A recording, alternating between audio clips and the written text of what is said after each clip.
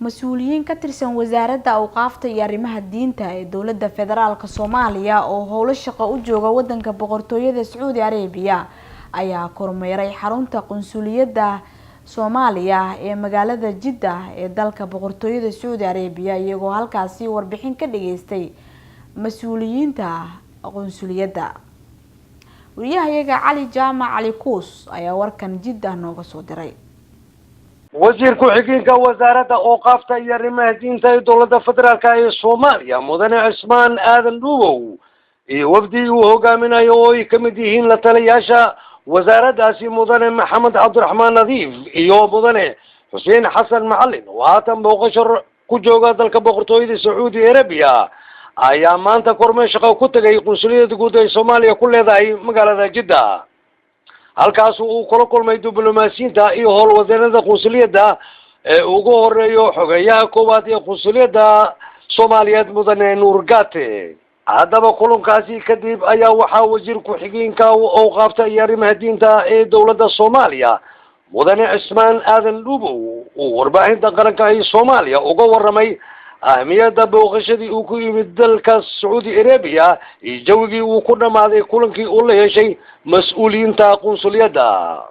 booqashadan gaaban kulliba waxay ahayd xilligii cimrada hadda soo gaaray magaaladan Maka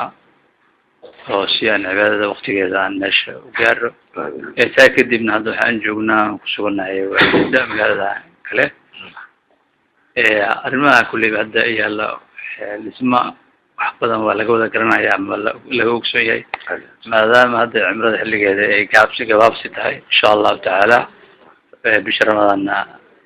wanaag iyo ilaahay noogu dhameeyo inta ka harsan waxaan aad u rajaynaynaa insha allah xilliyada soo socda in loogu diyaar garoobo sidii xujayada Soomaaliyeed mustaqbalka waqtigooda noqon doonta sidii hore baan u ballan qaadnay in wax ka bedel badan lagu sameyn doono arrimaha qaar sida qadimaadkii deegaankii iyo inta badan ba howlihii xabashooyinka inta badan ay marka hore taagnaa waxaan aad hadda kulliba imaatinka hadda aan ugu arkayso aan hadda kusoo gaarnay qunsuliyadda runtii oo noo ahayd maanta mid aad farxad u leh in aan bal qunsuliyadii iyo mas'uuliyiintii aan aragno booqashadan gaarkaan ayaga hadda ugu nimid. haddaba mudane Cismaan Aadan Dhuubow ayaa waxaa kaloo uu ka warramay doorka weyn oo ay qunsuliyadda guud ee Soomaaliya ay ku leedahay howlaha xujayada Soomaaliyeed iyo sidii loogu diyaar garoobi lahaa habsami u fulinta howlaha xujayada Soomaaliyeed ee sanadkan 2018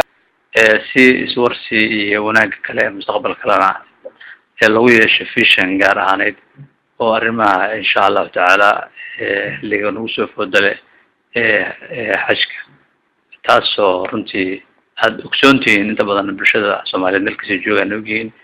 in shirkad shan ah sanadkan ay qayb ka noqon doonaan howlaha xajka kuwaas oo aan naga laftigeena aan aad ugu dhiirigelinay inay shuruudihii iyo howlihii kale looga baahnaa dalka aan ku suganahay Saudi Arabia in ay dhameystiraan maadaama waqtiga uu aad u gaaban yahay insha Allah taas waxaan rajaynaynaa in wax badan hawsheeda ay ka noqoto. aan runtii aad ugu mahadcelinayaa mas'uuliyiinta qunsuliyadda sida runtii dadaal iyo wanaag iyo shaqo adeegba in badan ba ka shaqeynaya wasaaradda qunsuliyadda sida inteeda badan. علي جامع علمي على كوس وrbaahinta qaranka Soomaaliya Saudi Arabia.